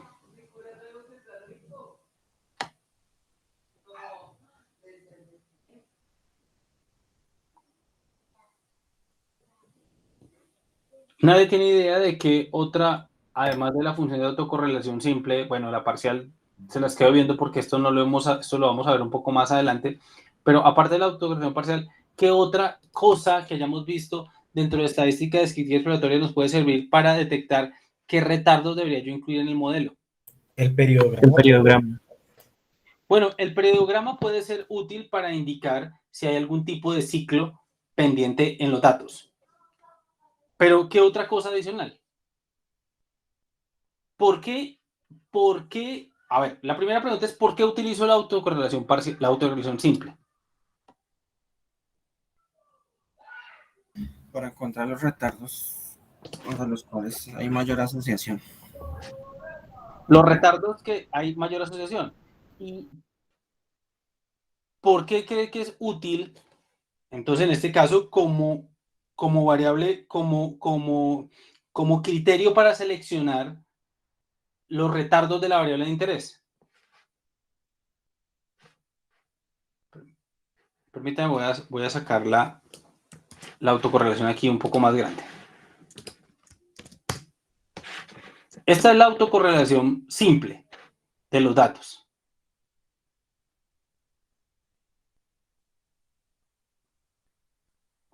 ¿De acuerdo? Y voy a traerla y esta es, permítame de nuevo, voy a graficar la serie, porque ni siquiera la he visto. Entonces, lo primero que uno hace es... Entonces, al chequear la serie, ¿usted qué observa? ¿Ustedes qué observan? ¿Qué es lo primero que uno tiene que hacer, no? Mirar la gráfica y ¿qué encuentra uno por ahí? Estacionalidad. Sí, estacionalidad. Una especie de ciclo, ¿no? No sé si estacional. No sé si un ciclo estacional. Parece que sí, ¿no? Porque se repite más o menos cada ¿qué? Cada año, ¿no? Mire, el ciclo casi que tiene el mismo periodo. Entonces sí parece tener una componente estacional en la serie. Esta serie es una serie de tipo diaria. ¿De acuerdo? Entonces sí parece tener un componente estacional. ¿De acuerdo? Un componente estacional. Entonces por eso el periodograma puede ser útil en este caso. ¿Listo? Pero ¿por qué utilizaría la función de autocorrelación simple? Es una cosa importante. ¿Por qué utilizaría la función de autocorrelación simple? Porque al ser observaciones de una misma variable en diferentes periodos de tiempo, se presume o se asume inicialmente que la variable está relacionada con ella misma en algún otro periodo del tiempo. Ok. Exactamente. Porque, por ejemplo, ¿qué representa esta barrita que tenemos acá? Voy a pedirle menos retardo. Voy a pedirle, digamos, 50 retardos.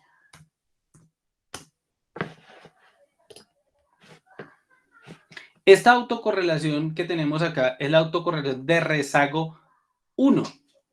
Esta autocorrelación de rezago 1, ¿cómo se interpreta?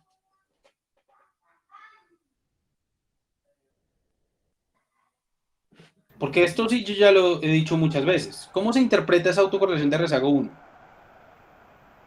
Que entre más se ve hacia atrás la variable, menos relación tiene con la variable en el momento actual. No, pero la pregunta es muy clara, Brian. Esta barrita aquí, que es casi de 0.6, que representa la autocorrelación de rezago 1, ¿cómo la interpreto? 0.6 es el coeficiente de correlación entre PM2.5 en el tiempo t con PM2.5 en el tiempo t-1. Correcto, o sea, ¿cómo están asociadas las variables aleatorias que están separadas a una, en este caso la variable PM2.5, ¿cómo están asociadas esas variables aleatorias que están separadas a una diferencia de 1? ¿De acuerdo? O sea, ¿cómo está asociada la variable aleatoria PM2. Como decía tu compañero, PM2.5 en el tiempo t y la de en el tiempo t-1? Entonces, ¿hay una alta correlación? ¿Sí o no? Sí, profe. Sí. ¿Qué creen ustedes? ¿Debería o no debería ser incluida en el modelo esta variable? Sí, señor. ¿Cuál variable? Primer retardo de la serie. El primer retardo de la serie, entonces. ¿Será que el segundo retardo de la serie debería ser incluido?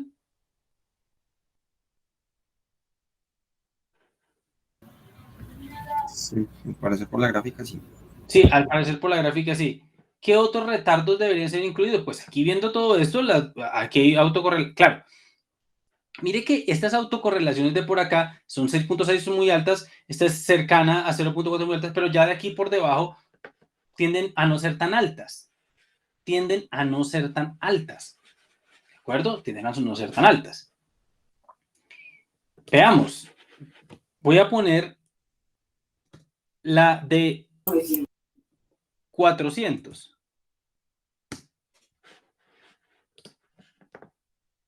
¿Dónde vuelve a hacerse grande otra vez?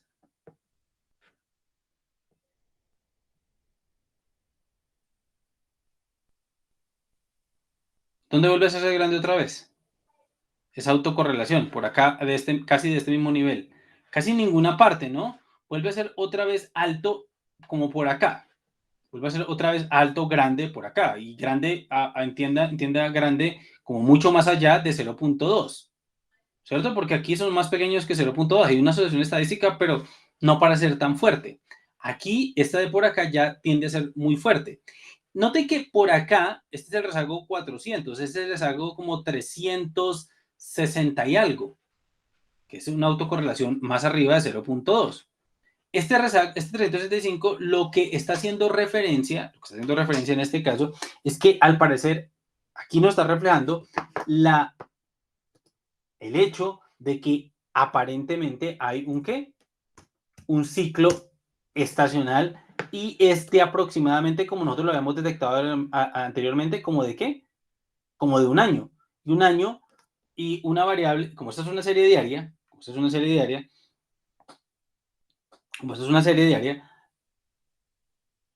el tiempo, un año atrás hace referencia al retardo 365 y por ahí. Entonces, estos valorcitos altos vuelven a aparecer por allá como en el retardo 365, indicando una alta estructura de autocorrelación debida a la presencia de un ciclo. Y para poder involucrar esto, vamos a involucrar estos rezagos por acá cerca del año. Entonces, vamos a poner unos primeros valores por acá que son relativamente altos y estos últimos por acá que son altos para poder tener en cuenta la componente estacional de la serie. Esa no es la forma más idónea de hacerlo, pero es una forma de hacerlo. la forma de incluir la presencia de estacionalidad y la asociación estadística debido a la temporal, digamos, al ciclo estacional. ¿De acuerdo, chicos?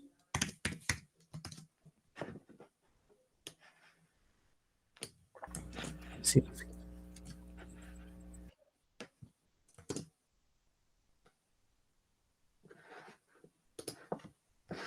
Aquí aparece la autocorrelación parcial. Bueno, vamos a ver la autocorrelación parcial, que es otra. Lo que pasa es que no tengo por ahora.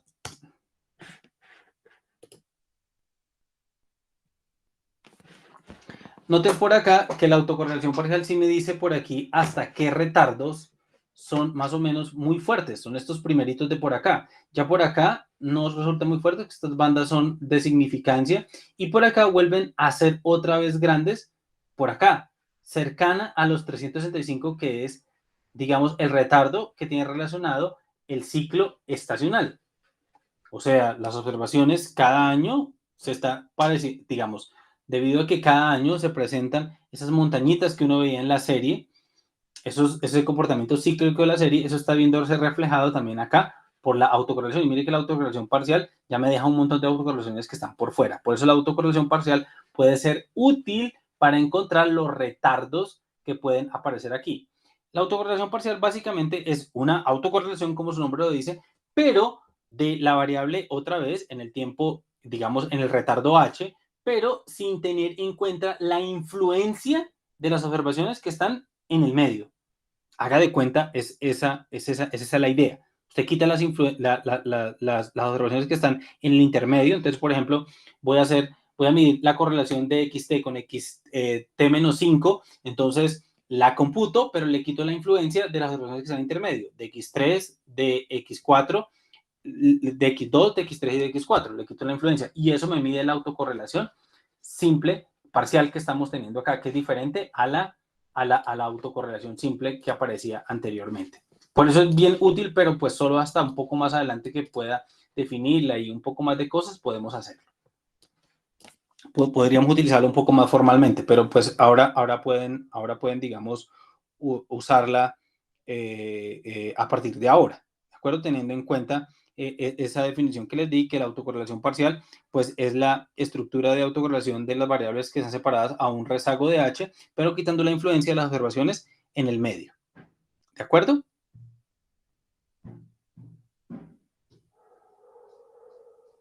Sí, profe. Vale.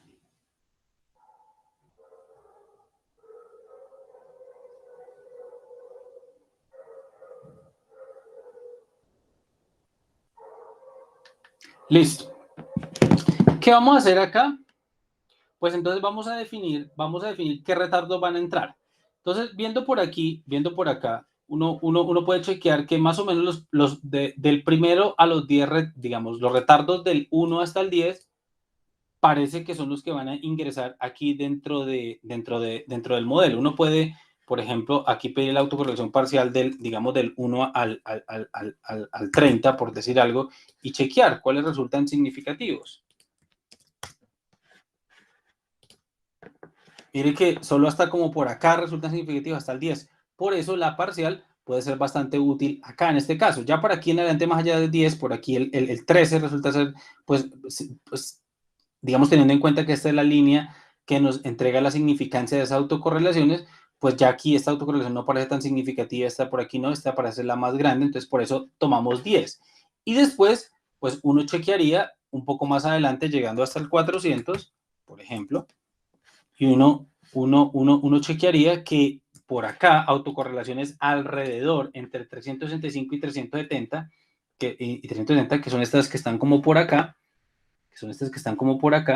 estas vuelven a ser otra vez significativas. Entonces, esos son los que vamos a incluir dentro del modelo, guiándonos un poco de la autocorrelación parcial. Por eso, digamos que los rezagos que vamos a involucrar va a ser los rezagos del 1 al 10 y del 375 al 370 para poder incluir la componente estacional en la serie. ¿De acuerdo?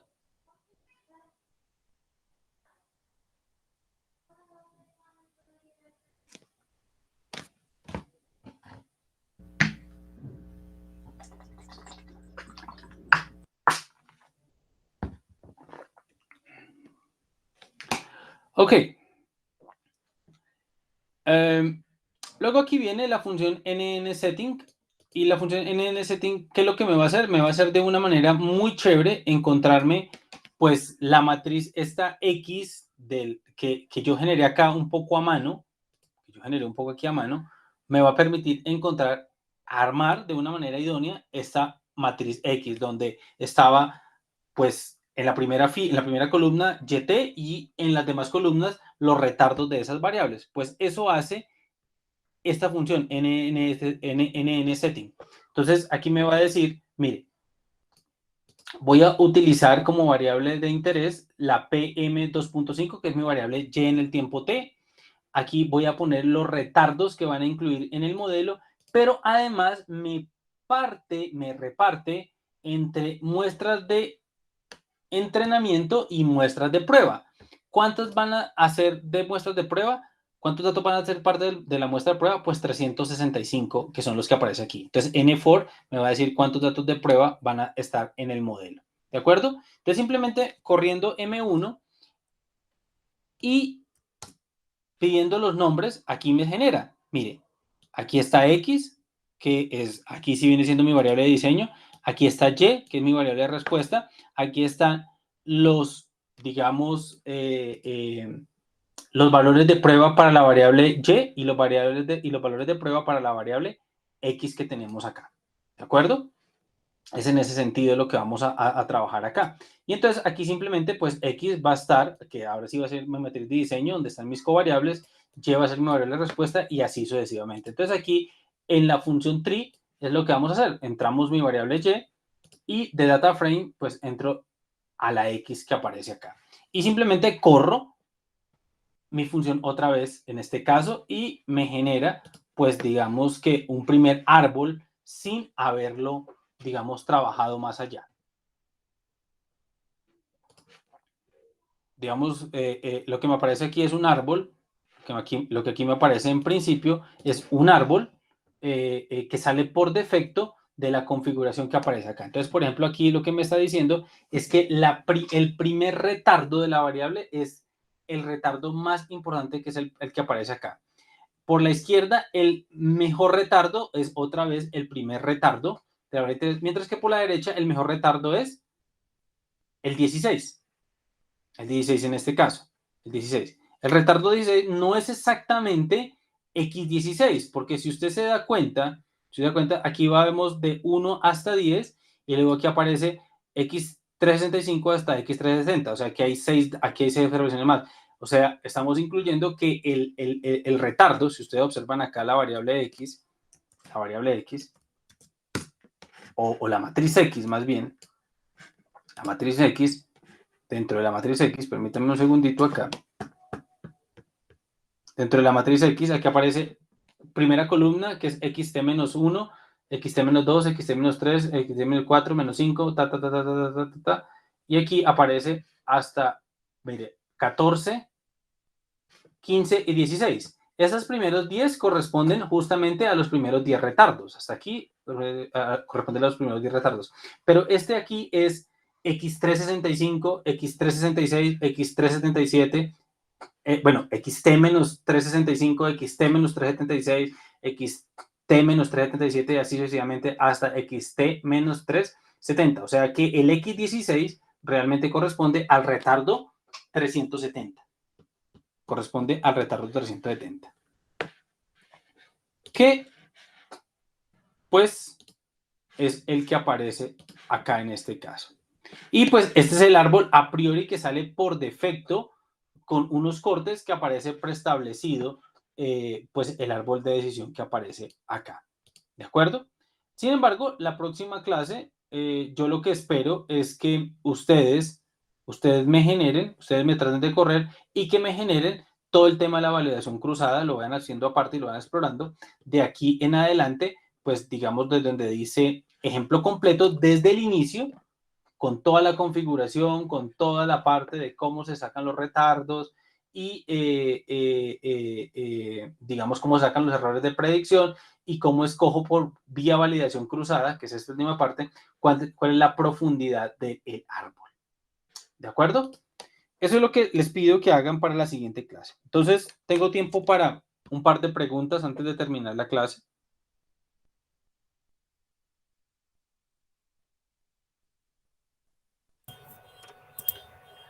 Profe, yo tengo una pregunta, pero no es como tal del tema de la clase, sino del grupo de trabajo. No, pero ahorita no, yo ya me voy a ir a...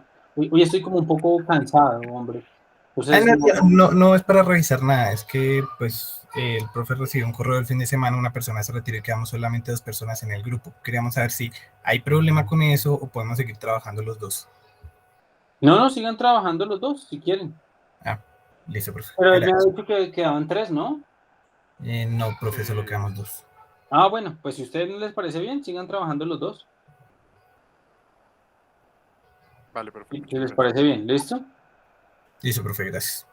Vale. ¿Alguien tiene alguna pregunta?